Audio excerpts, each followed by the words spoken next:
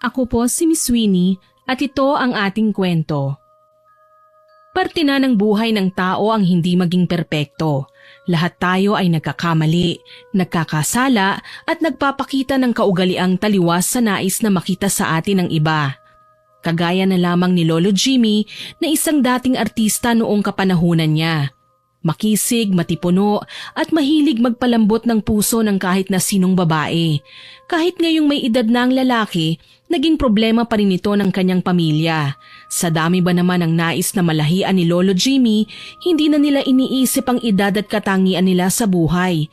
Ang mahalaga, makadaupang palad ang pinakamimithing lalaki.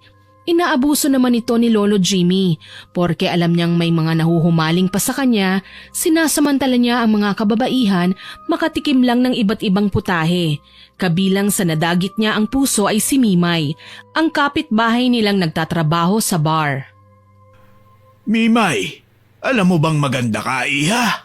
Aba, hindi bagay sa'yo magtrabaho sa pipitsuging bar na yan.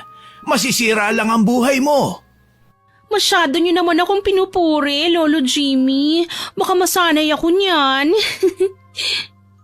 Totoo naman ang sinasabi ko sa'yo, iha. Saka, huwag mo na akong tawaging lolo. Malakas pa naman ako. Kaya ko pa nga mag-10 round eh. Ay, ang harot niyo po ah. Meron ba tayong 1K dyan? Kung gusto mo nga, 5K pa eh. Ay, gusto ko yan. Galante. Galante talaga ako, iha. Lalo na sa mga babaeng masunurin at malambing. Dala ng mga narinig, kaagad na umalerto ang sistema ni Mimay. Pera, alam niyang magkakaroon siya noon kapag dumikit siya kay Lolo Jimmy. Alam niyang simple lamang ang pamumuhay ng lalaki sa tapat ng bahay niya kasama ang asawa niyang si Lola Alicia. Ngunit nakakasigurado siya maraming tagong yaman ng lalaki na kailangan niyang makuha. Tuloy humakbang siya at ikinawit ang braso sa leeg ng matanda. Kung gano'n naman pala, hanin ang itatawag ko sa'yo mula ngayon. Ako na ang mahal mo at wala nang iba, ha? Sigurado ka ba, iha? Honey? Sigurado ako, honey. Basta ba tutupad ka sa mataas na presyo? Ano, game ka ba? Matamis ako, sabi ng mga customer ko. Mamaya kapag nagdalawang isip ka pa, maunahan ka ng iba. Ay, hindi. Ang gusto ko akin ka lang. Pwede naman siguro yun, hindi ba? May karapatan ba akong tumanggi? Talagang hindi ka makakatanggi. Ako lang dapat, sapat na. Naging maayos ang relasyon nila Lolo Jimmy at Mimay sa kabila ng may asawang matandang lalaki. Ilan sa mga etsyosera ang nakapansin at nagsusumbong sa ginang ngunit deadma lamang ang babae. Para kay Lola Alicia, wala nang sasaya pa sa katotohanan kapag nakita niya ito ng harap-harapan. Sa hapunan, dalawa lang silang magkaharap ni Lolo Jimmy nang maisip niyang isatinig ang kanyang saloobin. Jimmy, mahal, may itatanong sana ako sa iyo eh. Sana sabihin mo sa akin ng tapat at mula sa puso ang iyong kasagutan. Oo naman, mahal. Ano ba yun? Totoo bang may babae ka? Narinig ng mga kakilala ko sa labas, madalas ka raw makipagkita sa isang GRO.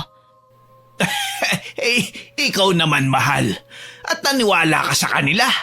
Nakita mo ba kung sino ang kasama ko ngayon? Hindi ba't ikaw? Gusto kong magtiwala sa'yo, Jamie. Sana lang hindi mo ko niloloko. Naiintindihan mo ba ako? Oo naman, mahal. Bakit naman kita lolokohin? Magtatagal ba tayo ng ganito kung hindi kita mahal? Ikaw lang ang reyna ko. Yun ang palagi mong tatandaan.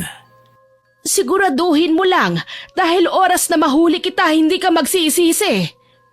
Mahal, kahit bantayan mo pa ako buong araw, wala talaga akong kabit. Sinabi mo yan, ah? Nananansyang wika ni Lola Alicia. Ang totoo niyan, nakapagdesisyon siyang bantayan ng mister ng makasiguro. Alam naman niyang naging tapat sa kanya si Lolo Jimmy. Ngunit kapag napatunayang may ginawang kabalastugan ang kanyang pinakamamahal, sisiguraduhin niyang maghahalo ang balat sa tinalupan. Samantala, ni hindi man lang natinag si Lolo Jimmy sa pagdududa sa kanya ng asawa. Palihim pa rin siyang nakikipagkita kay Mimay hanggang sa magtagal ang kanilang relasyon at umabot pa ng 1 buwan. Sa mga panahong yun, nababawasan na ang takot niya kay Lola Alicia na kahit magbanggit man lang siya ng paghanga sa ibang babae ay hindi naman umaalis. Isang araw, magkausap sina Mimay at Lolo Jimmy sa harapan ng bahay ng lalaki. Honey, Jimmy, kailan mo ba kasi ako patutuloyin sa bahay mo? 1 buwan na tayong mag-on, pero mailap ka pa rin sa akin.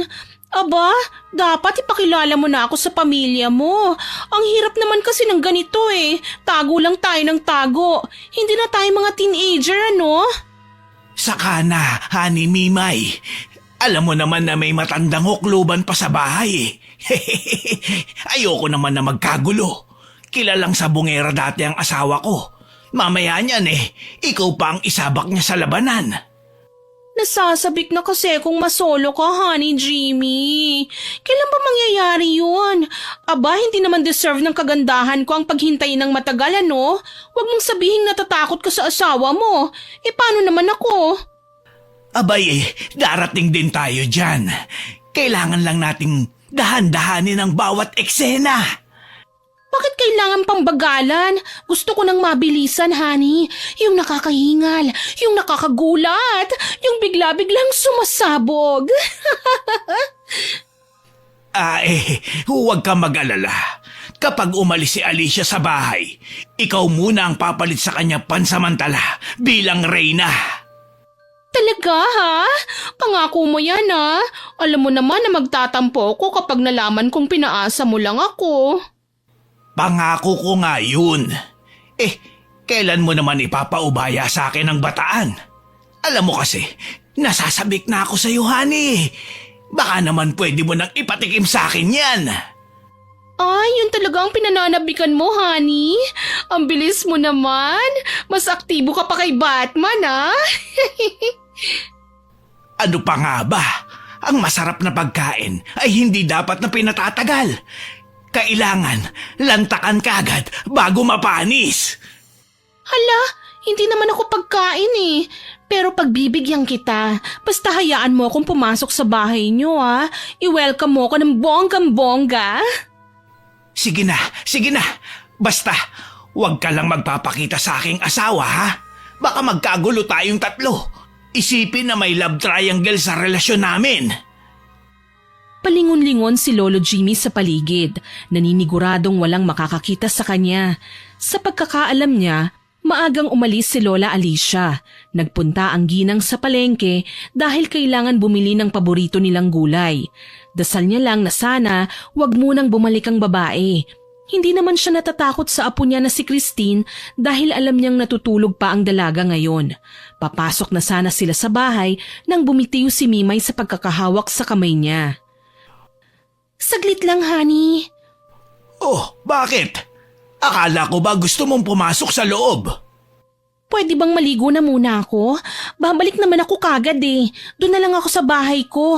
Naroon kasi ang mahahalaga kong gamit na panligo eh. Basta hintayin mo ako, ha? Oo, sige. Bilisan mo lang at mainipin ako, Iha. Hay, mabango ka na naman at pwede nang papakin. Bakit kailangan pang patagalin? Mabilis lang ako, pangako. Huwag ka nang malungkot.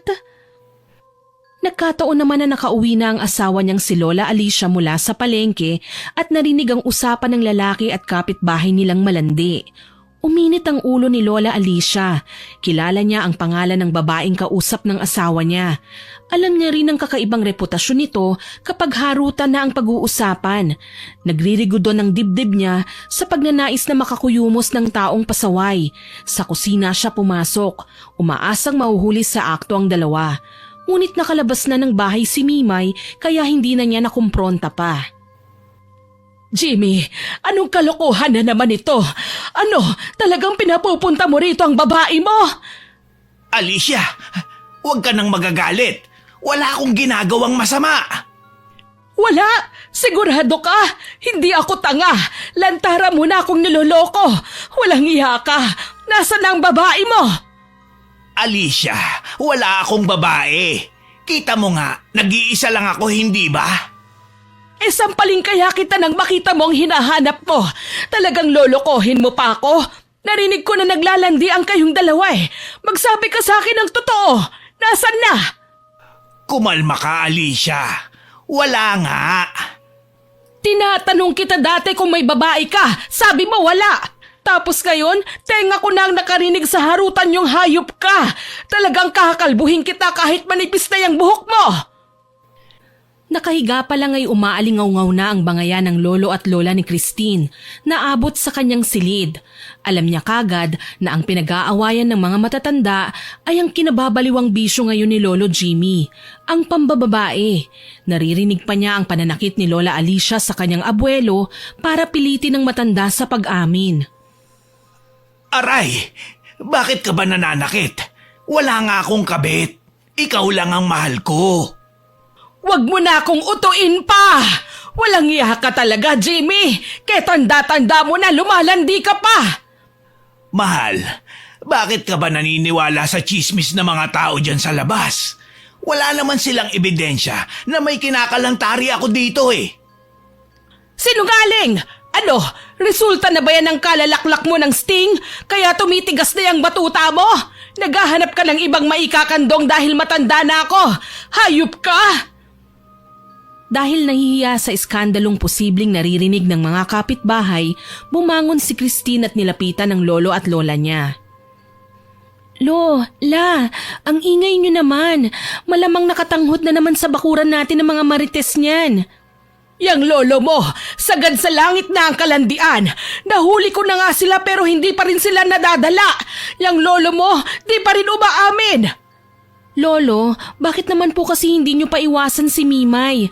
Ang bata-bata pa ng babaeng yun. Dapat maghanap ka man po ng medyo kaedad ni Lola para challenging, hindi ba? Huwag mo lang pamanahan ha? Kami ang legal at may karapatan. Isa ka pang konsentidor ka. Kilala mo rin palang babae pero hindi ka nagsusumbong sa akin. Aray, naman eh. Bakit niyo po ba ako binatukan? Chismis lang naman yung narinig ko sa labas, Lola. Hindi ko naman po akalain na totoo yun. Sasagot pa sana si Lola Alicia, ngunit dumating na ang babaeng nakakaimbyerna sa lahat. Boses pa lang nito nakakairita na. Halos magsalubong ang kilay ni Lola Alicia nang magtawag na ang babaeng kinapupuotan niya ng husto. Sabay silang dumungaw sa bintana, nakita ang kay-iksing damit ng babae na animoy sasabak sa sayawan sa bar. Ganun kasi ang mga nakikita nilang damit ng mga GRO sa club. Honey, Jimmy, nandito na ako. Sinasabi ko na nga ba, talagang mananagot ka sa akin ngayon. Oy, bruha, hindi kita susukuan ano? Hoy, Gaga, anong ginagawa mo rito? Naligaw ka, hayun ang bahay mo oh. Dito talaga ang sadya ko, duh.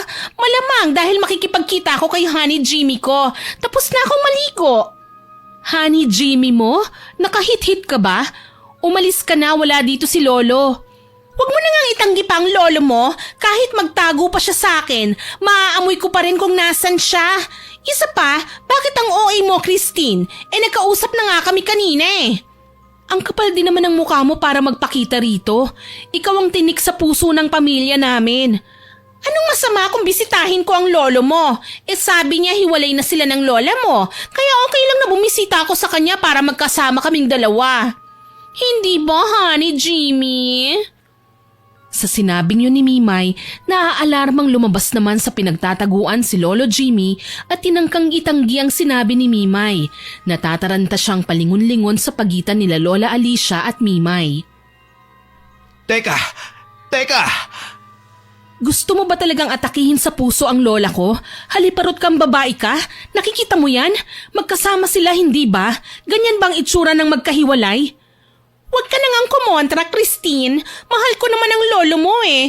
Nandito nga ako para masahihin siya eh. Hindi kasi ito ginagawa ng lola mo sa kanya. Gaga, hindi ikaw ang asawa. Si lola ang may karapatang humawak-hawak sa lolo ko. Sus, hindi ka rin ang lola mo. Masakit na ang tuhod niyan. Baka nga pati pagkamot sa likod niya hindi na niya magawa eh. Kaya tuloy ang asawa niya naghahanap ng mas bata, mas sariwa, mas marunong sa lahat ng bagay. Ilayo mo ang kampo ng demonyo sa pamamahay ko, Christine! Ilayo mo siya! Ikaw, Jimmy, kaya tanda-tanda mo na lumalandi ka pa! Si Lolo naman kasi bakit kailangan pang magdala ng haliparot sa bahay natin? Makati pa yan sa higad eh. Sige Kalo, mamaya magbabagong anyo yan. Isang nilalang na may makakating balahibo. Halika na nga Lola, magpa-parlor tayo. Ipapakita natin sa malanding babae na yan na hindi ka kapalit-palit. Baliw ka ba? E di sa pamabahay ko gagawa ng milagro ang dalawa. Ang akin ay akin. Ang dami niyong arte. Ano na, honey? Talaga bang matatakot ka sa asawa mo? Hindi naman siya masarap. Pero ako, oras na matikman mo, hindi mo na makakalimutan. Mahal. Huwag mo nga akong tawaging mahal. Honey, paalisin mo na nga sila. Talipandas kang babae ka. Papatayin kita. Ako pa talagang itataboy mo. Gusto mong burahin ko yung mukha mo. Ay, honey, sasaktan na ako ng matandang hukluban. Brutal na ang inaasta ng ginang na yan. Tama na po, Lola. Ikaw, pasalamat ka hindi pa kita nakakalbo dahil kailangan kong ilayo ang lola ko sa'yo. Pero ito ang tatandaan mong babae ka, ha? Lolo ko yung nilalandi mo. Kailangan wala ka na rito pagbalik ko dahil kapag naabutan kita, sasabunutan talaga kita. Tumalikod si Christine habang akay si Lola Alicia. Nang makalayo na ang dalawa, humakbang si Mimay papalapit kay Lolo Jimmy. Iniangat ang kanyang kamay at hinimas-himas ang kanyang butuhang dibdib. Ano na ang plano mo ngayon, honey? Ibahay mo na ako. Nakakapagod kasing maglakad mula sa amin papunta sa inyo eh. Pero ang asawa ko Honey, akala ko ba mahal mo ko? Iwanan mo na lang kaya ang asawa mo at magtana na tayo. Oo, mahal kita Monay. Mimay. Pero hindi tayo pwedeng magtanan. Bakit hindi? Maganda ako, matipuno ka naman. Kasing payat mo Nahinto ang pagsasalita niya nang bumalik sa sala si Christine at sinamaan ng tingin si Mimay. Gigil na gigil niyang dinuro ang babae. Bakit hindi ka pa umaalis? Talagang gusto mong makatikim ng sakit? Ano ba, Christine? Ang OA mo, ha? Nandito ako para pasayahin ng lolo mo. Hindi na yun kayang gawin ng lola mo, hindi ba? Talagang inuubos mong pasensya ko, ah. Sige, yan palang gusto mo, ha? Tayong dalawang magsasaya ngayon. Apo, wag! Kapag ginalusan mo si Mimay, magtatampo ko sa'yo. Ay, honey, tulungan mo ako! Sinasaktan ako ng brutal mong apo! Walang paalam na hinampas ni Christine si Mimay. Napaatras ang babae at nagawang pigilan ng muntikan ng pagkatumba tsaka tinaasan ng kilay ang dalaga. Umakto siyang naiiyak at hinarap si Lolo Jimmy na noon ay hindi malaman kung paano sila aawatin. Honey, apo, itigil nyo na yan. Huwag na kayong mag-away. Lo, wag kang makikialam. Ako na ang bahala sa malanding ito. Akala mo ba magpapatalo ako sa'yo? Pangit ka, maganda ako. Mas masisiyahan sa akin ng mga lalaki kesa sa'yo. Ano ba ang makukuha nila sa gusgusin na katulad mo? Ha? Ambisyosa? Talagang ambisyosa ako, pero hindi ako mga agaw. Peke ka, lalabanan kita ha? Hetong sa'yo.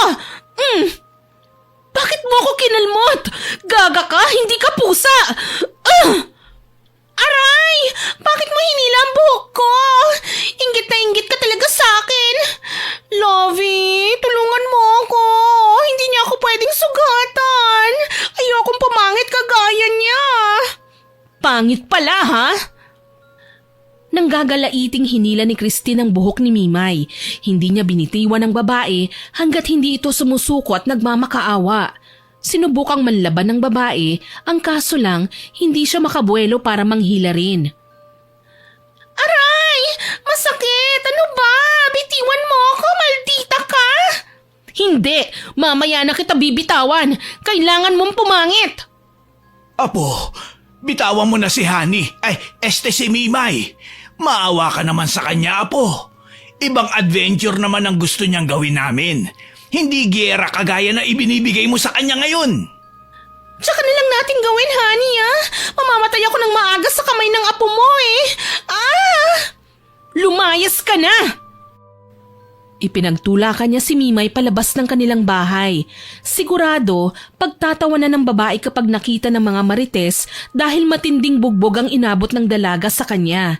Hinarap kagad ni Christine ang lolo niya na silang dalawa na lamang. Ngising aso si Lolo Jimmy habang kakamot-kamot ng ulo. Lolo naman, sa dami ng babae si Mimay pa talaga. Hindi ka ba naaawa kay Lola? Apo, hindi mo ko maiintindihan dahil hindi ka kasing macho na kagaya ko. Aba, may pagkamacho kapag nalalaman ha, Lolo? Ibang klase ka rin, ano? Iha, intindihin mo naman ako. Kaya ako nilalapitan ni Mimay ay dahil pogi at matipuno ang lolo mo. Alam mo naman ang mga lalaki, kapag may mga babaeng humahanga sa pisikal nilang kaanyuhan, ay mas tumataas pa ang kumpiyansa nila sa sarili. Lolo naman, kahit ano pa ang rason mo, alam nating mali ang ginawa mo. Kawawa naman si Lola. Siguro nga po hindi kita sinasaway sa ginagawa mo. Pero nasasaktan po ako sa tuwing umiiyak si Lola nang mag-isa sa kwarto niyo. Palagi kong sinusuyo ang lola mo, pero lagi niya akong ipinagtatabuyan. Lolo, kakausapin ko si Lola tungkol dyan. Basta hanggat maaari, huwag ka nang makikipaglapit sa Mimay na yan, ha? Kalimutan mo na siya. Sayang naman, Apo. Hindi ko pa siya nabibigyan ng first kiss eh. Lolo, tigilan niyo na nga po yan, ha? Hindi niyo kilala si Mimay. Alam niyo bang minsan nang nagtrabaho sa barang babaeng yun? Siya. Hindi ko na ipipilit si Mimay. Ibabaling ko na sa ibang bagay ang aking pagkahumaling sa kanya. Nakahinga ng maluwag si Christine nang marinig ang sinabi ng lolo niya. Kahit papaano, mapapanatag na siya nang malaman na iiwasan na ni Lolo Jimmy ang gulo sa buhay nila. Umalis kagad ang babae at nagtuloy na sa kanyang kwarto. Si Lolo Jimmy naman napatingin sa kanilang bintana. Napanganga nang makitang nakatayo na naman dun si Mimay at kinakawayan siya. Sa takot na mahuli, dali-dali siyang tumakbo palabas. Mimay? Honey, halika, lumabas ka! Anong ginagawa mo rito? Bakit ka bumalik? Honey, hindi naman kita pwedeng iwan na lang nang hindi na ibibigay ang request mo, ano? Tara na sa bahay, doon na lang tayo maglaro. Talaga? Sige, gusto ko yan. Nasaan na ba ang matandang hukluban? Nasa kwarto na siguro. Huwag ka mag-alala. Pinakakalma na siya ni Christine. Hindi na magwawala si Alicia. Ay, gusto ko yan! Magagawa na natin ang lahat ng nais nating gawin. Akala ko ba isasama mo ako sa bahay mo? Oo nga, halika na! Ipinagpatuloy nga ni Lolo Jimmy at Mimay ang kanilang relasyon kahit pinagbawalan na ang matandang lalaki ng kanyang apo. Madalas na nagkikita sa bahay ng dalaga ang dalawa. Tuloy, hindi na maiwasan ni Christine ang mairita sa tuwing pinag-uusapan ng mga tao sa kanilang bayan si Mimay. Pinupuri kasi ang babae sa kabila ng reputasyon nito bilang isang kabit. Gigil na iniwan ni Christine ang kumpulan at nagmamadaling umuwi sa bahay. Nagulat siya nang maabutan ng kanyang lola Alicia na nag-eempake. Lola, anong ginagawa mo? Bakit mo nililigpit ang mga gamit mo? Magbabakasyon na muna ako, iha. Kailangan kong magpalamig. Alam mo na, kapag nagtagal ako rito, baka makalimot ako at may mapatay pa ako. Hay, si Mimay na naman po ito, ano? Alam mo, Lola, nanggigigil din ako sa malanding babaeng yon. Pero hindi ko hinangad na iwan si Lolo. Kapag ginawa kasi natin ito, baka mas magkaroon pa ng pagkakataon si Mimay na tumira rito. Gusto niyo po ba yon? Basta, gusto ko munang huminga at linawin ang aking isipan. Ikaw na ang bahala dito, ha? Bantayan mo ang lolo mo. Sakali ba na may gawin silang hindi maganda, alam mo na ang gagawin mo. Lola naman, ginawa pa akong gwardya. Apo, Hayaan mo na. Maliban sa lolo mo, ikaw lang ang tao dito sa ating bahay. Ikaw ang magiging tagapagtanggol ng pamilya natin. Kaya sige na, hayaan mo na akong umalis, ha? Babalik rin naman ako. Diyos ko, paano kung dito na tumira ang kabit ni Lolo, Lola? Huwag mo akong gawing tagapagtanggol. Dapat ako nga ang pinagtatanggol eh. Matapang ka, Apo. Huwag mong hayaan ang pagiging babae natin ang magpahina sa'yo dahil madadaig ka ng lahat ng nagbabalak ng masama sa inyo. Matuto kang lumaban at ipaglaban ang tama. Hindi ko pa kasi kayang gawin yon para sa sarili ko ngayon. Wala siyang nagawa nang umalis nga si Lola Alicia ng bahay at dali-daling pumara ng taxi. Iisang lugar lang naman ang kanyang pupuntahan, sa probinsya kung saan nakatira ang isang lola ni Christine, ang nakababata nitong kapatid na si Lola Meli. Huminga ng malalim ang dalaga. Sa kanyang isipan, nagpapasalamat na rin siya na panandali ang lumayo ang kanyang lola. Magagawa na niya ng mas malaya ang kanyang binabalak na pagmamatsyag laban kay Mimay. 3 araw ang lumipas, nagising si Christine sa ingay ng ungol ng isang babae sa kabilang kwarto. Nagdududang bumalikwas siya ng bangon at walang ingay na naglakad palabas ng kanyang silid. Dumiretso siya sa pinanggagalingan ng ingay. Dadalawa lang sila ng lolo niya, kaya nagtaka siya kung bakit may ibang boses na umaalingaw-ngaw sa ibang bahagi ng kabahayan. Tinunto niya ang silid ng abuelo. Pagbukas niya ng pinto, napamulagat siya. Nakapatong sa ibabaw ng nakahigang si Lolo Jimmy ang sumasayaw-sayaw na si Mimay, magulo ang buhok at hinahaplos ang matanda. Mga taksil! Lolo, talaga ba? Tinaasan niyo pa ang level ng kasalanan ninyo? Ang rurumi niyo! Ay, bakit ka naninilip? Lumabas ka! Honey, pagalitan mo nga yung apo mo. Istorbo! Ako pa ang istorbo? Sige, aabalahin na lang kita ng bonggang-bongga. Aray! Bakit mo ako sinabunutan? Sinisira mo ang bagong riban kong buhok, ha? Akala mo ba nakakatuwa ka? Papatayin kita! Bagong parlor ako, ano ba? Honey, oh! Apo, Christine, pabayaan mo na si Mimay. Huwag mo siya sasaktan, pakiusap. Talagang nakikiusap ka pa sa akin ngayon, Lolo? Para lang sa malanding yan? Ano bang pakialam mo? Ako na ang reyna sa bahay na ito. Ipinangako na yun sa akin ng honey ko, lalo na't naglayas ng matandang hukluban. Hindi matandang hukluban ng lola ko. Haliparot ka? Ang kati-kati mo? Pati lolo ko pinatulan mo? Wala ka nang magagawa ron. Isinuko ko na kay honey ang bataan ko. Kaya magagawa ko ng lahat ng naisin ko sa pamamahay na ito. Pangako kakalbuhin kita. Honey, huwag mong bigyan naman ang apo mong suwail, ha? Lahat ng kayamanang meron ka, ako na ang bahalang mamahala. Ayos ka rin, ano? Hindi mo pwedeng pakialaman ang pera ng lolo ko. Bakit ba? Hindi nga siya umaangal, oh. Kasi kasama sa napagkasunduan naming bayad sa pagsuko ko ng pagkababae sa kanya ay ang pagkakatiwala niya sa akin ng mga ari-arian niya. Kaya kung ako sa'yo, maging masunurin ka na lang kung ayaw mong mapatalsik sa bahay na ito.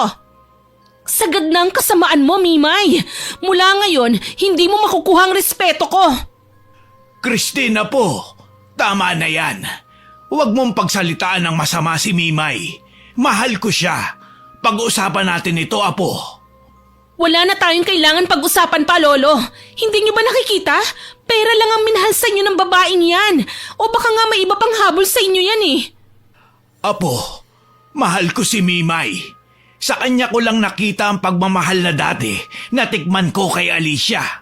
Ngayon, hindi na ako mahal ng lola mo. Mas mahalaga na lang sa kanya ang sarili niya. Hayaan mo na kami. Masaya naman ako sa piling niya. Hindi ko alam kung anong sasabihin ko, Lolo. Naguguluhan ako sa mga bagay na pinaggagawa niyo. Mahal kayo ni Lola. Hindi niyo lang tinatanggap dahil akala niyo wala na siyang pakialam sa inyo.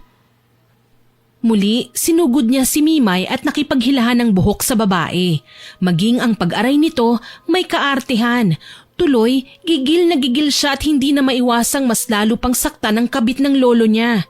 Hindi nakaporma ang babae dahil hindi niya binibigyan ng pagkakataon. Kaso lang, nagulat siya nang sa isang iglap, naging mabalasik ang mga mata nito, sumingasing at nagbabanta ang mga tingin.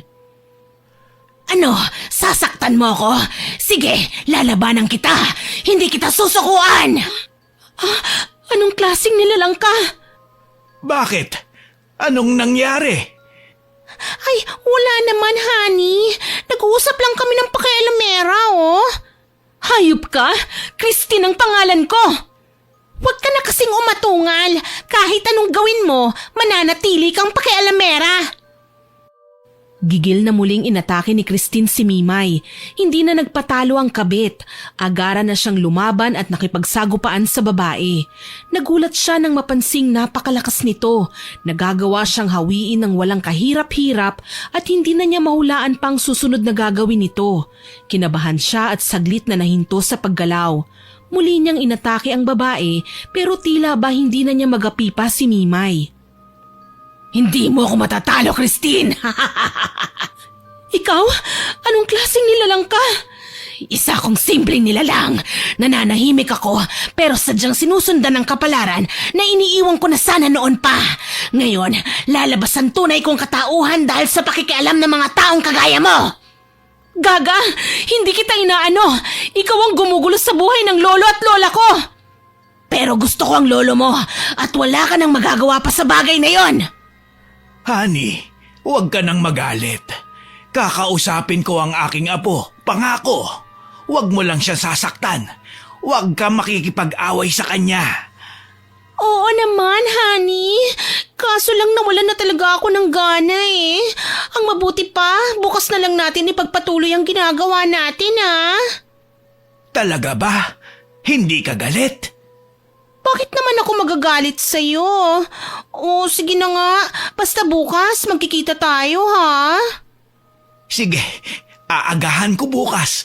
Pupuntahan kita. Kalokohan! Sana mamatay ka na! Christine! Nang makaalis si Mimay, galit na hinarap ni Christine ang lolo niya. Bakas ang matinding hinanakit sa kanyang mga mata.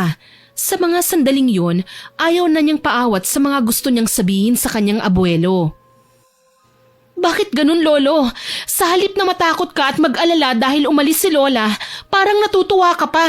Dinala mo pa talaga dito ang babae mo at kung makaastaan mo siyang reyna? Hayaan mo na, Iha. Paminsan-minsan lang naman ako sumasaya eh. Bigyan mo na lang ako ng pagkakataon.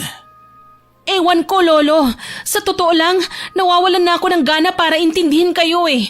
Para kasing may masama lang talagang balak sa inyong babaeng yun. Apo, huwag kang ganyan. Kailan ka ba natutong humusga? Hindi ko tinuro sa iyo ang bagay na yan. Tama po kayo, lo. Pero natuto ako sa bawat pangyayari sa buhay ko. Ngayon, masisisi niyo po ba ako kung ganito na ako magsalita ngayon? Pinapakita niyo po kasi na hindi kayo dapat na iginagalang. Ha? Nagulat si Christine nang lumagapak ang palad ng lolo niya sa kanyang muka. Sinapo niya ang nasaktang pisngi at puno ng pagdaramdam na hinarap niya ang matanda. Nang dahil sa malanding babaeng yan, nagawa niyo akong saktan, lolo. Yun palang, lolo, hindi na magandang halimbawa para sa pamilya natin. Baka siya pa ang maging dahilan kung bakit tayo magkakawatak-watak. Pasensya na, Apo. Nabigla lang ang lolo. Halika rito, Iha. Huwag niyo akong tawaging apo! Sinaktan niyo ako! Si Mimay, hindi niyo ba nakikita na may kakaiba sa kanya? Baka nga may samaligno siya eh! Padabog na iniwan ni Christine ang kanyang lolo. Kaagad siyang dumapa sa kama ng kanyang kwarto at doon ibinuhos ang saloobin. Hindi niya kayang makita ang lolo niya na kasama ang babae nito, kaya naman nakapagdesisyon siyang mag-empake na rin para umalis. Hindi naman siya lumayo sa tahanan nila. Nanatili siya sa bahay ng kaibigan niya para mamatyagan ng galawan sa loob ng bahay nila. Madalas niyang namamataan si Mimay na pumupunta sa bahay ng lolo niya tuwing gabi. Umaalis naman kapag madaling araw na. Tuloy, naisip niyang patagong pumasok sa bahay ng lolo niya nang hindi nila namamalayan. Kailangan kong malaman kung ano ba talaga ang ginagawa ni Mimay at hindi siya maiwan-iwan ni lolo. Kapag nalaman kong ginagayuma siya, ipapabarang kong babaeng yun. Naghintay si Christine nang makapasok siya sa bahay. Sa ilalim ng hagdan siya nagtago habang nakikiramdam. Sigurado siyang nauna siya kay Mimay, kaya naman naririnig pa niya ang mahinang pagkanta ni Lolo Jimmy na abala sa paghahanda ng higaan niya sa kwarto. Ilang sandali lang, napakunot ang kanyang noo nang mapansing may kumalabog sa ibabaw ng bubong. May narinig siyang gumagapang kaya napalabas siya sa pinagtataguan. Balak niyang idiskubre kung sino ang nasa labas, kaso lang narinig niyang may lumundag sa may pinto. Kasabay nun ang pagkatok ng kung sino man. Honey, nandito na ako! Honey ko! Ay, salamat naman at dumating ka na. Halika, pasok, pasok! Sorry ha, natagalan ako. May naasikaso pa kasi ko eh. Mukhang bagong ligo ka, honey ah.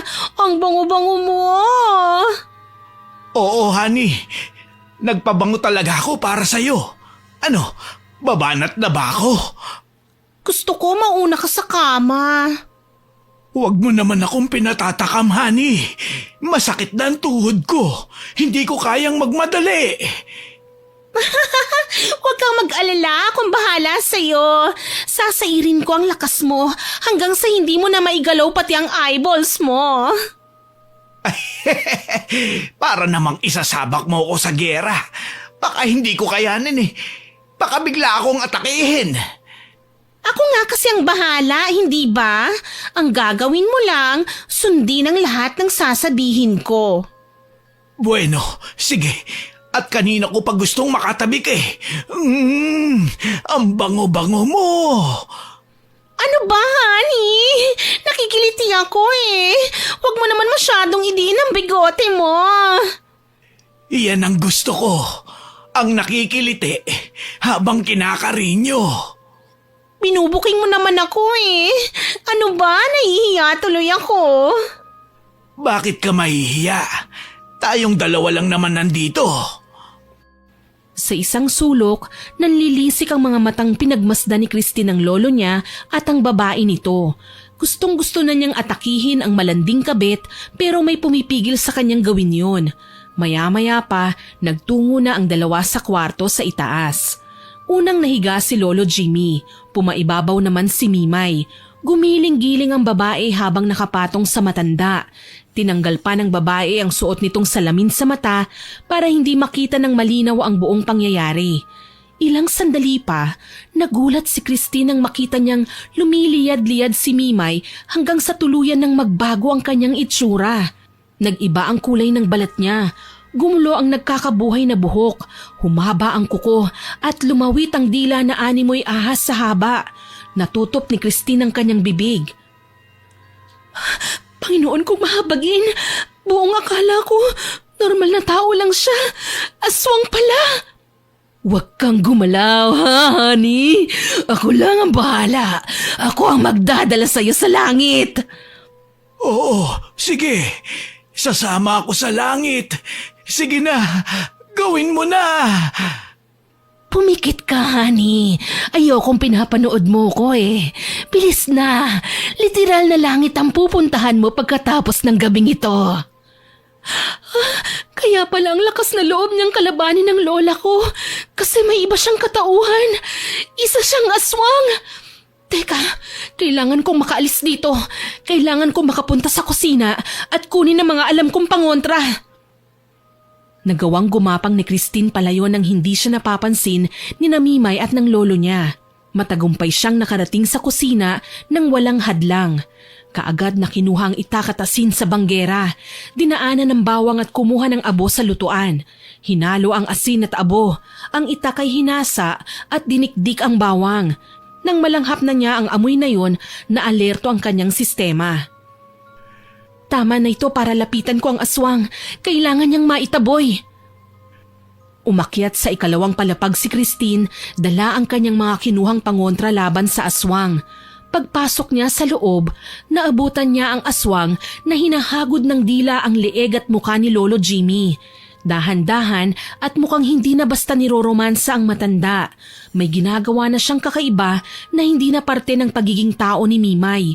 Kinukonsumo na niya ang matandang lalaki bilang isang aswang. Mimay! Lubayan mo ang lolo ko! Ay, bakla! Apo, tulungan mo ko. Sinasabi ko na nga ba may tinatago kang hindi maganda.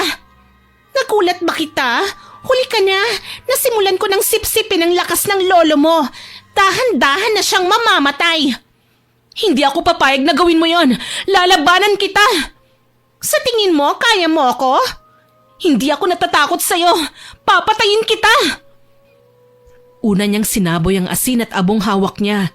Tumama ito sa braso ng babae. Gayon na lang ang pag-atungal ni Mimay. Mistulang napaso ang kanyang balat.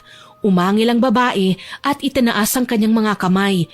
Tila ba sinusubukang sindakin ng babae. Ilang sandali pa, umatake na siya kay Christine. Kinalmot niya ang apo ni Lolo Jimmy na tumama sa dibdib nito. Masakit ba, Christine? Ganyan ang ginagawa ko sa mga biktima ko, alam mo ba? Dahan-dahan ko silang pinapatay hanggang sa sila na mismo ang bumigay ng buhay nila. Halimaw ka? Akala mo yun lang ang dala kong pangontra? Heto, saluhin mo! Ay, bawang! Ayoko niyan! Mabaho! Wala ka nang magagawa. Kinilawan labas mo ngayon. Ah! Napapaso ako! Durog ang bawang na hinagis mo, walang iya ka! Aba, ikaw na nga ang tatalunin, choosy ka pa? Akala mo ba patatawarin kita pagkatapos ng ginawa mo sa lolo ko? Hindi ka na makakalabas ng buhay sa bahay na ito! Ang lakas ng loob mong pagbantaan ako? Di bale, kapag namatay ang lolo mo, ikaw ang isusunod ko! Muli, gumapang ang aswang at dumikit ang kanyang katawan sa dingding. Para siyang butiki na kinukutsa ang kahinaan ng katunggali niyang apo ng kanyang biktima. Si Christine naman ang itakang iwinawasiwas. Habang ginagawa yun, pilit niyang nilalapitan si Lolo Jimmy para kanyang maprotektahan. Nang makahanap siya ng tiyempo, hinampas niya ang itak sabay saksak nun kay Mimay. Nakailag ang aswang pero hindi nito napansin ang kasunod na atake ni Christine. Muli siyang hinagisan ng dinurog na bawang. Sa pagkakataong ito, nagkanda sugat-sugat ang nilalang. Tila ba pinaglaruan siya ng pagkakataon. Tuloy hindi na nag-aksaya ng panahon si Mimay. Kaagad siyang tumakas. Hahabulin pa sana siya ni Christine, ngunit hindi na niya naabutan dala ng tumalo ng babae sa bintana. Binalingan niya ang kanyang lolo ng tingin. Namumutla ang matanda. Lo, anong nararamdaman mo? Nangihina ako, Iha. Tila hinugot ang lakas ko. Kailangan ko kayong dalhin sa ospital, Lolo. Hindi pwedeng ganito. Kasalanan ko to eh. Hindi ko kayo dapat iniwanan. Wala kang kasalanan, Iha. Ako ang may problema. Hinayaan ko si Mimay na makapasok sa buhay ko. Hindi ko man lang siya kinilala. Nangyari na ang nangyari, Lolo. Ang kailangan lang natin, isipin ng mali at gawing aral ito sa buhay natin. Pasensya na. Pati ikaw ay nalagay sa alanganin, apo ko. Matapos ang pag-uusap nilang yon, dinala ni Christine si Lolo Jimmy sa ospital. Kailangan niyang magpa-check up, ngunit may mas malala pang nangyayari sa kanya. Kinailangan niyang manatili sa ospital para sa karagdagang pagsusuri. Mabuti na lang, nag-iisang lalaki na umuuko pa siya sa kwartong yon sa pagamutan. Nababantayan ni Christine ng maigi. Iniisip niyang maglagay ng pangontra dahil baka balikan ni Mimay ang matanda. Natulala si Lolo Jimmy dahil sa nangyari. Naging mailap ang matandang lalaki, madalas nakatingin sa mga bintana, natatakot na baka may makita siyang hindi maganda. Wala namang magawa si Christine kundi aluin ang lolo niya at ipaliwanag na nasa mataong lugar sila at hindi basta-bastang maaatake ni Mimay sa ospital. Lolo, matulog na po kayo ha. Halina kayo sa kama niyo. Huwag kayong mag-alala at babantayan ko kayo. Mamaya kakausapin ko ang doktor niyo. Hihingi po ako ng update kung ano ang sitwasyon ng kalagayan niyo. Ayokong matulog. Nandyan na siya. Papatayin niya ako. Uubusin niya ang dugo ko hanggang sa wala nang matira. Natatakot na ako. Hindi siya makakalapit sa inyo, Lolo. Nandito po ako. Isa pa, lalagyan ko mamaya ng pangontra ang lahat ng bawat sulok ng silid ninyo, kaya wala kayong dapat na ipag-alala. Nakita ko. Nagbagong anyo siya. Naging halimaw. Kaya po natin siyang labanan, Lolo. Tatawagan ko si Lola at pababalikin ko na rito para may magbantay sa inyo. Si Alicia, galit siya sa akin, Apo. Huwag po kayong mag-alala. Lumipas na ang galit ni Lola. Sigurado namimiss na rin niya kayo ngayon. Hayaan niyo po, papunta na si Aling Matea, ang mananambal. Ipapatawas ko kayo para malaman natin kung anong mga karamdaman ba ang ginawa sa'yo ng aswang na yun kaya kayo nagkasakit. Salamat, Apo. Napakabuti mo. Hindi mo ako sinukuan. Wala po yun, Lolo. Gagawin ko naman po ang lahat, gumaling lang kayo. Naghintay sila ng ilang oras at nakarinig ng katok mula sa pinto. Sinalubong kagad ni Christine ang bisita. Bumungad sa pagbukas niya ng pinto ang mananambal na si Aling Matea. Magandang araw, Aling Matea. Magandang araw. Nasaan ang lolo mo? Nasa kama po. May nalalanghap akong masama sa kwarto na ito. Mukhang tinatakan na ng aswang ang lolo mo, Christine. Siguradong babalikan niya si Mang Jimmy. Ano hong gagawin ko para layuan niya si Lolo? Kailangan mo siyang labanan. Nakahanda ako, Aling Matea. Hindi ako papayag na sirain niya ang pamilya namin. Bago pa man makagalawang dalawa, gayon na lang ang gulat nila Christine at Aling Matea nang pabalyang bumukas ang pinto at kaagad nilang nakita si Mimay na nasa anyong tao na naman. Gigil na hinarang ni Christine ang kanyang katawan para pigilan ng babae na makatuloy, ngunit malandi lang siyang tinawanan ni Mimay. Siyang aswang, Aling Matea!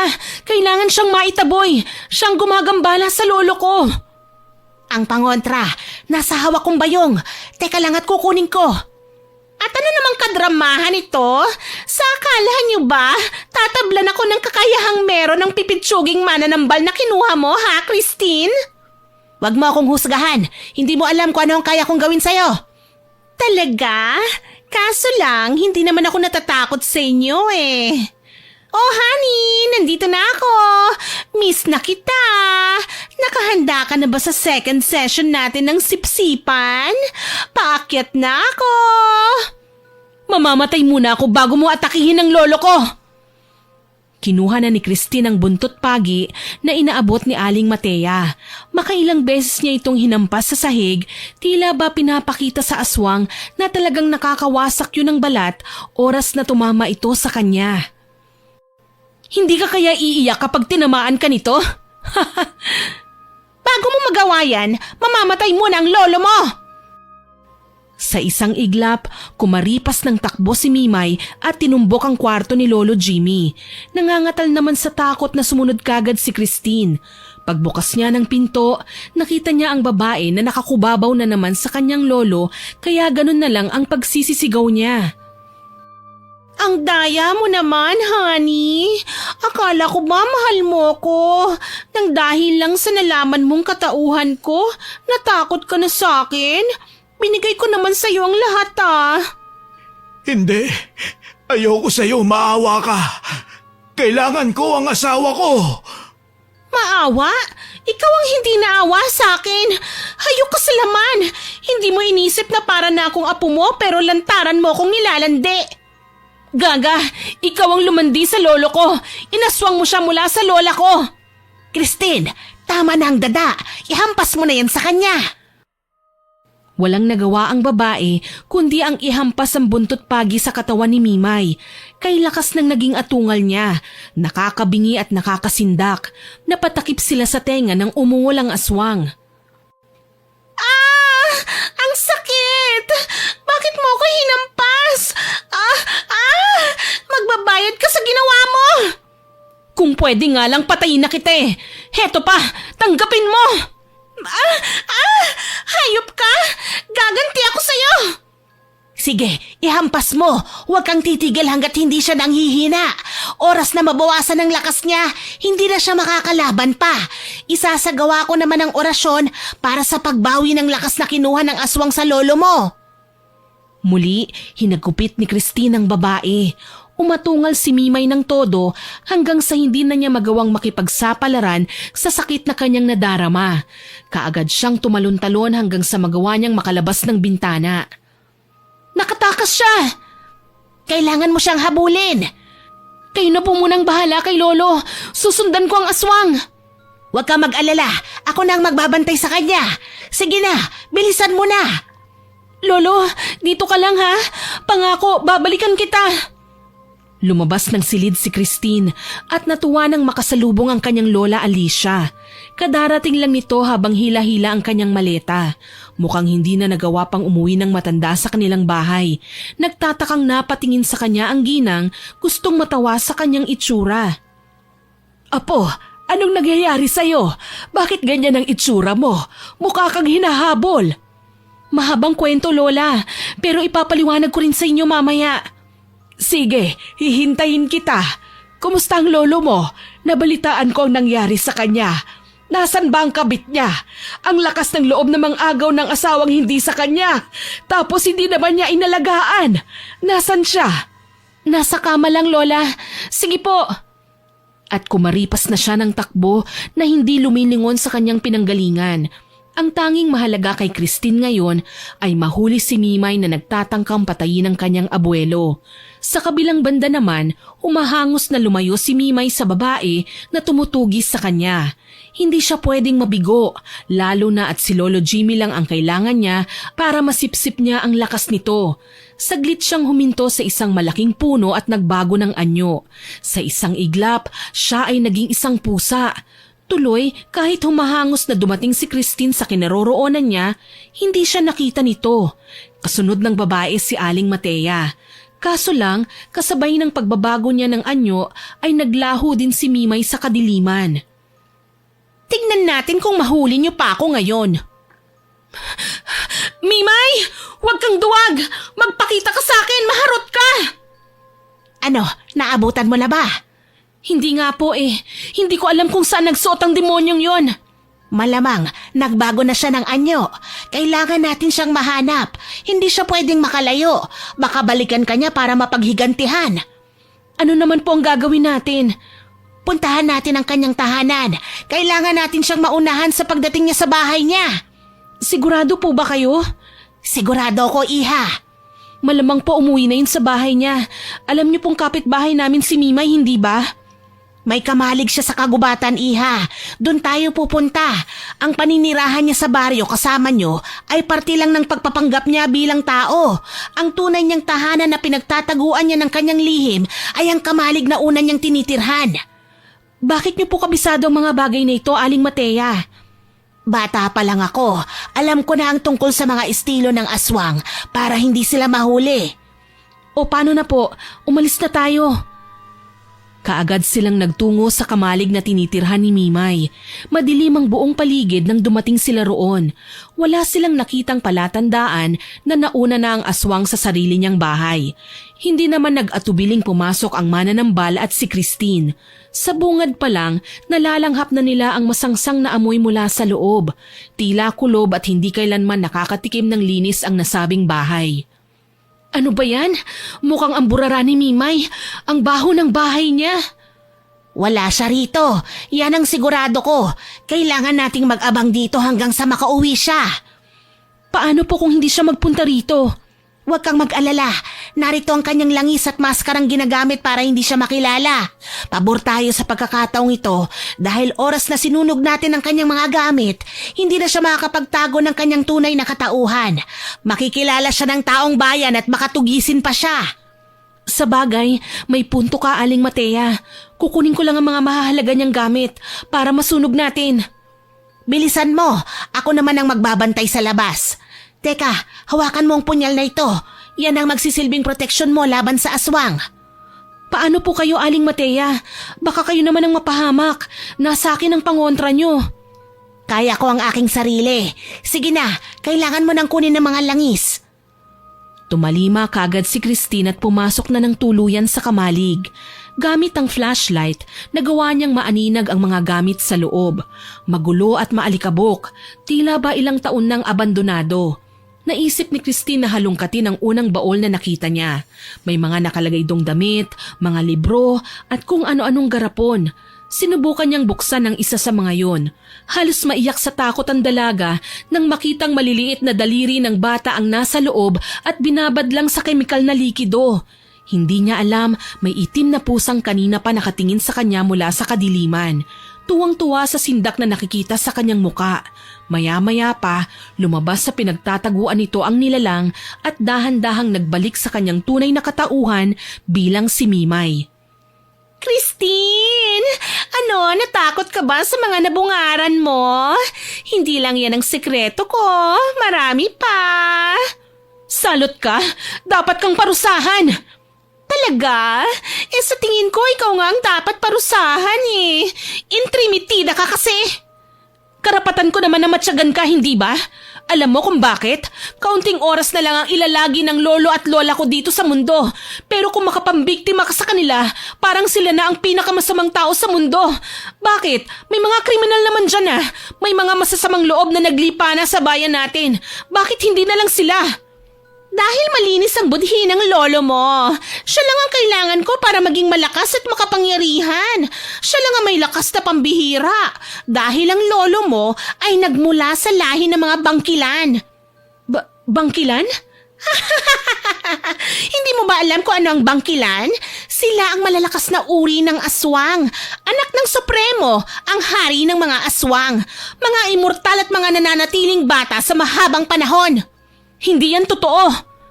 Masakit talagang malaman ang totoo, Christine. Alam mo kung bakit?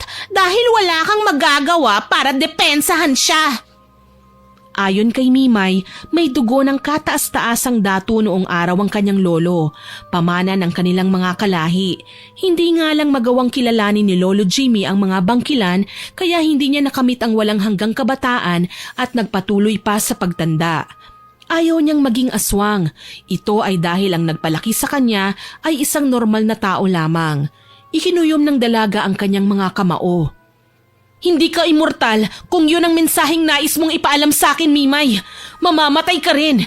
Hindi mo lang alam kung sa papanong paraan. Pero dasal ko na sana maging kasuklam-suklam ang matitikman mong parusa. Matagal na akong nasa kamatayan, Christine. Hindi mo na ako masisindak pa. Bagkus, ako ang magbibigay ng iyong kamatayan. Siguro nga sa tingin mo malakas ka, pero ngayon lang yan, kakampi ko ang Panginoon. Huwag mo nga mabanggit-banggit ang pangalan ng Panginoon, naiirita ako. E di idadaan ko na lang sa kanta para mas lalo kang mainis. Kumanta ng mga awitin para sa Panginoon si Christine. Malakas at hindi niya hinihinto.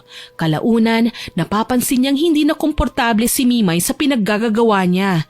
Nagsimulang maging hulas ang aswang at napilitang magkakalmot sa kung saang bahagi ng dingding. Si Christine naman, ipinagpapatuloy ang paghalungkat sa mga garapon hanggang sa may matagpuan siyang muling isang kahon. Maliit lang yon, kasukat ng kahon ng sapatos at mukhang mahalaga ang nakatago. Anong gagawin mo dyan? Akin na yan! Hindi yan sa'yo! Oh, wala akong pakialam, hindi ba? Ang mga bagay na ganito siguro ang dahilan ng kayabangan mo. Ngayon, ihaharap mo sa akin ang sarili mo ng walang langis dahil wawasakin ko na ang mga ito. Ha? Wag! Hindi mo pwedeng galawin yan! At bakit naman hindi? Ako ang bahala sa lahat ng makukuha ko. Wala kang pakialam doon. Mabilisang itinakbo ni Christine ang mga nakuha niyang botelya palabas.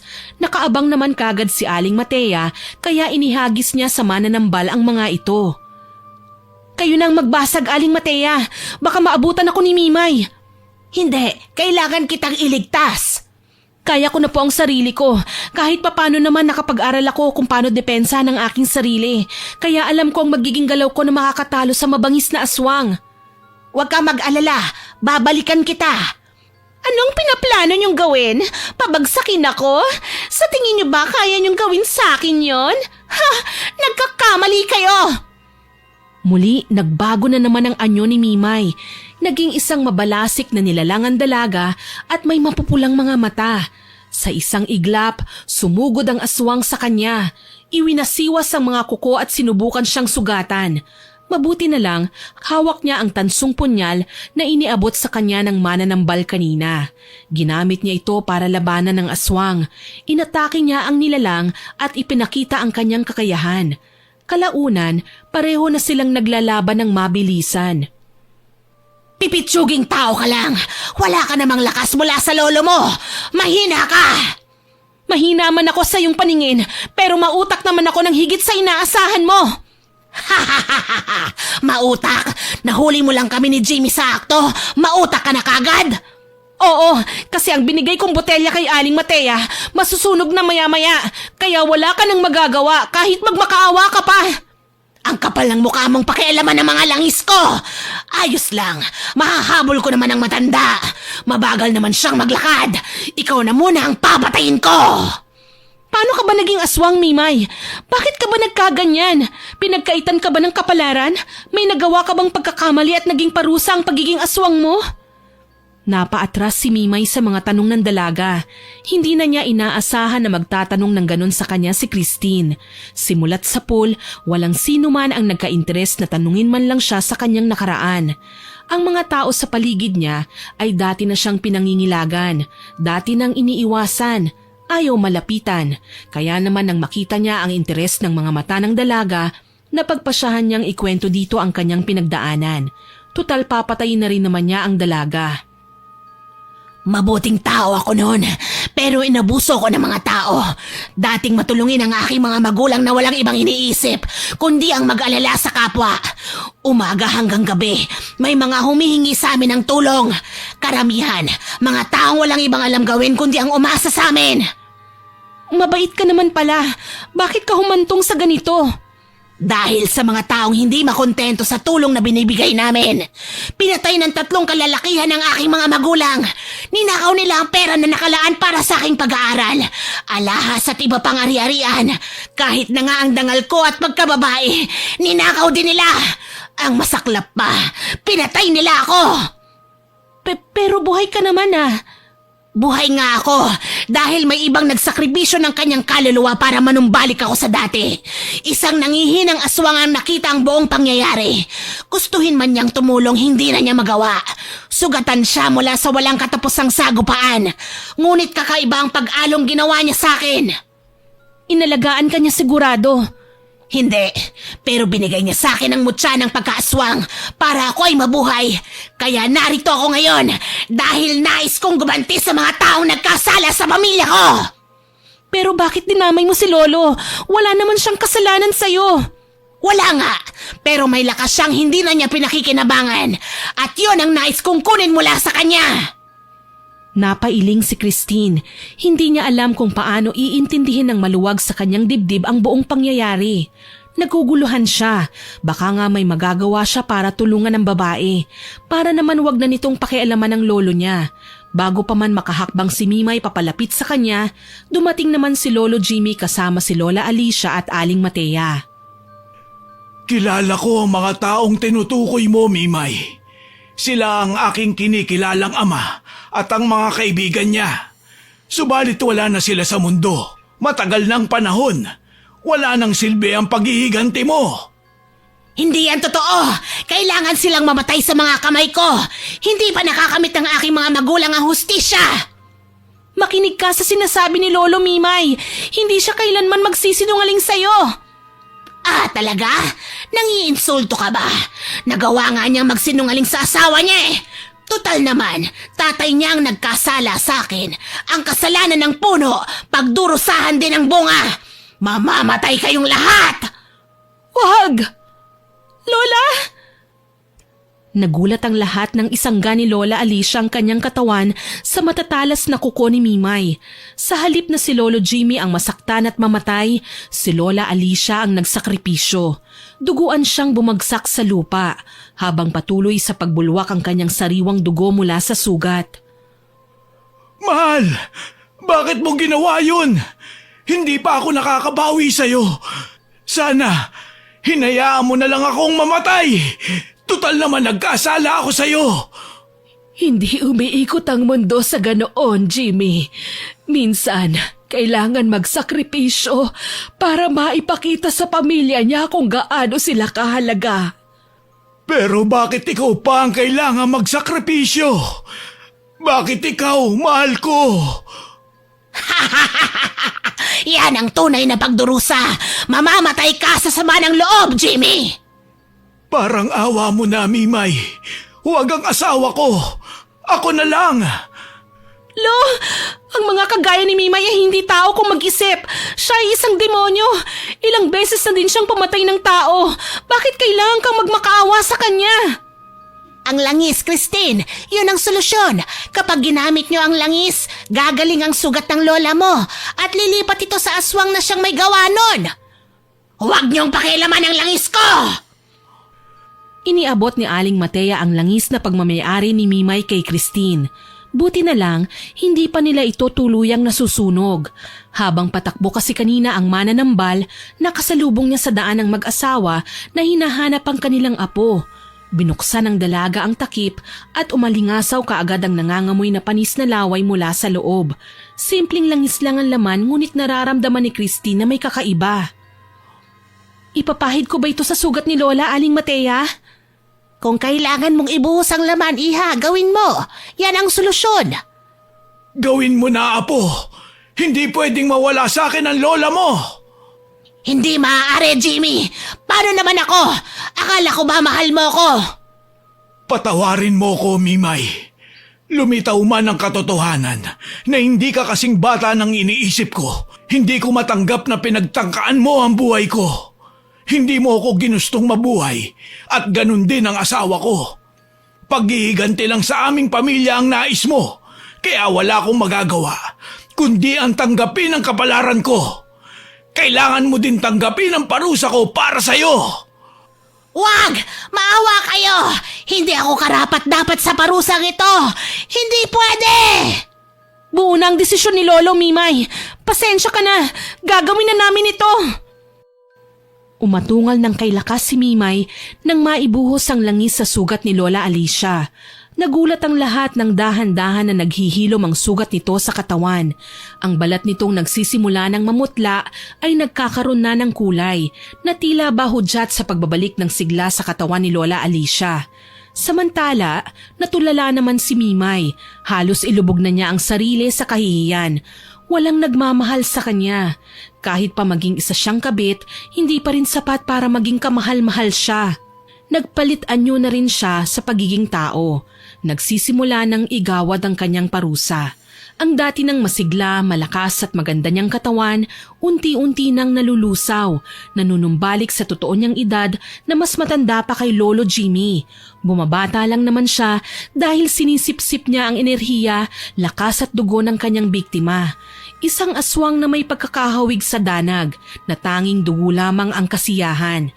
Dala ng kawalan ng pag-asa, bumagsak siya sa lupa. Lumipat na sa katawan ni Mimay ang sumpa. Nasa kanya na ang sugat. Napakasama ninyo.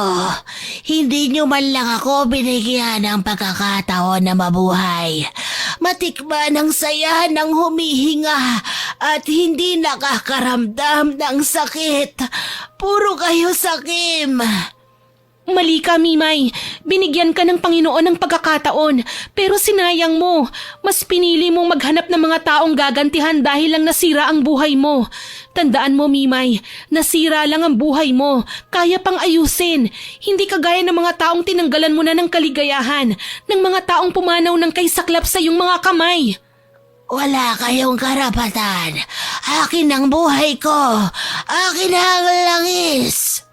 Tama na, Mimay. Huwag mo nang palalain ang kasalanan mo. Christine, Iha, nagkakamalay ng lola mo. Salamat, Panginoon. Marami pong salamat. Si Mimay. Isang malakas na ungol ang pinakawalan ni Mimay na abot yata hanggang sa kabilang barangay. Ang kanyang katawan na kanina lang ay nangunot dahil sa pagbabalik niya sa tunay na katandaan, nagsimula namang magliyab at maglagablab. Sinubukan niyang humingi ng tulong, umaasa na makakaligtas pa sa sakunang kanyang kinahaharap. Ngunit nanatili lang na nakatingin sa kanya ang lahat. Dahan-dahan na siyang natutupok, Iha. Kailangan mong iligpit ang kanyang apo at haluan ng asin kapag nangyari yon. Mabisang pangontra sa aswang ang abo ng kapwa nila na siguradong magpapaliyab din sa kanila oras na masabuyan. Tatandaan ko po yon, Aling Matea. Mahal ko, Alicia, halika. Bumangon ka. Aalalayan kita. Ayos lang ako, Jamie. Akala ko naglalakbay na ako sa kabilang mundo. Hindi ko hahayaang gawin mo yun, Alicia. Kailangan, sabay tayong maglakbay sa kabilang buhay. Lola, Lolo, nakakatakot naman po yung mga pinagsasasabi ninyo. Tsaka paano ka nakasama kina Lola dito? Nasa ospital ka lang kanina. Nakahingi ang lola mo ng permiso sa doktor ko na iuwi na ako. Wala naman akong malubhang sakit. Nanghina lang ako dahil sa aking mga pinagdaraanan noong nakaraang araw. Ikaw naman kasi, Lolo Hinayaan yung makalapit si Mimay sa inyo. Aswang pala ang babaeng yun. Kinabahan tuloy ako na baka kunin niya kayo at tuluyan na kayong biktimahin. Hindi mangyayari yun dahil nariyan kayo ng lola mo para ipagtanggol ako. Basta, Lolo, wag niyo na pong uulitin yun, ha? Ayokong nakikita kayo nag-aaway ni Lola. Masama po yun. Tsaka ayokong nasasaktan si Lola dahil pinagsiselos niyo. Tatandaan ko yan, Apo. Mahal na mahal ko ang lola mo. Pasensya na kung hinaluan ko ng paglalaro ang aming pagsasama. Sorry, mahal. Sana mapatawad mo ako. Pinatatawad na kita, aking Jimmy. Christine, isama mo na ang lolo at lola mo. Kailangan nating makauwi sa bahay ninyo. Bakit mukhang balisa kayo, Aling Matea? Hindi biro ang ginawang sigaw ni Mimay kanina nang tuluyan na siyang maglagablab. Ito ay senyales ng pagtatawag sa mga kapwa niya aswang. Siguradong ilan sa kanila ay pupunta sa labas ng bahay niyo para tugisin kayo. Ano pong gagawin natin? Maghahanda tayo. Hindi ko alam kung aatake rin ba sila, pero mas mainam na yung nakahanda ang ating mga pangontra. Kung ganun, sige na. Umuwi na tayo. Kailangan natin magtago. Umuwi kagad sina Christine, ang lolo at lola niya, maging ang mananambal na si Aling Matea. Naging abala sila sa mga susunod na oras. Naghanda sila ng bawang, asin at katas ng kalamansi. Hinasa ang mga patalim kagaya ng kutsilyo, itak at punyal. Wala silang inaksayang oras. Lahat ng pwede nilang pangontra sa mga aswang para magawa nilang itaboy ang mga kamag-anak ni Mimay. Pagkatapos ng kanilang ginawa, pinagpahinga ni Christine ang kanyang lolo at lola. Siya na at si Aling Matea ang naghintay para makasagupa ang mga aswang na nagbabalak sa kanila ng masama. Ilang sandali pa, napalingon sa kanya ang mananambal. Naririnig ko na ang huni ng mga aswang. Ang kanilang presensya papalapit na. Kailangan nating bantayan ang bawat sulok. Hindi sila pwedeng makapasok sa loob ng bahay. Kinakabahan ako, Aling Matea. Paano kapag marami pala sila at tapos hindi natin sila kaya? Huwag kang matakot, Iha. Hindi lahat ng aswang literal na umaatake. Minsan nakikiramdam lang ang mga aswang. Tsaka lang sila aatake kapag sa tingin nila kailangan masupil ang taong pumatay sa kalahi nila. Sana po hayaan na muna nila tayo. Alam ko naman na may kasalanan din kami kasi hinayaan naming mamatay si Mimay. Kahit naging kabit siya ni Lolo, magagawa namin siyang iwasan. Huwag mong alalahanin yon, Iha. Magtiwala lang tayo sa Panginoon. Alam kong ililigtas niya tayo. Nakiramdam sila hanggang sa mapansing may mabibigat na yapak sa ibabaw ng kanilang bubungan. Tila ba inaamoy ang paligid, sinusuri kung nasaan ang kanilang sadya. Ilang sandali pa, may kumalmot sa dingding at kumatok sa pinto. Babaeng kaboses ni Mimay. Aling Matea, may kumakatok! Shh! Huwag kang matakot. Hindi ka dapat na matakot. Kaya natin ang lahat ng ito. Malay natin umalis na sila kagad. Christine, Iha, bakit gising pa kayo? Alo, anong ginagawa niyo rito? Hindi na po sana kayo lumabas ng silid. Kami na po ang bahalang manatili rito. Pero Apo, hindi kasi ako makatulog eh. Ganito na lang po, Lo. Kung hindi pa po kayo makatulog, sige po, bantayan niyo na lang po si Lola. Ako na ang makikipag-usap kay Aling Matea tungkol sa gagawing pangontra. Sige, Iha. Salamat. Paano? Babalik na ako sa aking kwarto. Sige po, Lolo. Basta huwag kayong mag-alala sa akin, ha? Ayos lang po ako rito. Pagkaalis ng matanda, muling nakiramdam si Lolo Jimmy. Napakunot ang noo ni Christine dahil wala rin naman siyang naririnig na ingay mula sa labas. Wala na ang kumakatok, ang ingay ng pagkalmot o ang kung sino mang gumagapang sa bubong. Tahimik na. Nagpasya si Christine na silipin sa bintana. Nagulat siya nang makita ang mga nilalang na kanya-kanya sa pagsisipulasan. Nagtatakang napalingon si Christine kay Aling Matea. Bakit kaya sila aalis? Saan sila pupunta? Mukhang palayo na sila, Aling Matea. Tama ka, Iha. Huwag kang mag-alala. Yun na ang una at huling pananakot nila sa atin. Nararamdaman kong paalis na sila pabalik sa kanilang pinanggalingan. Salamat naman po kung ganun. Lalayuan na nila tayo. Marahil, nararamdaman nilang mabuti tayong tao kaya hindi na rin sila nakialam pa.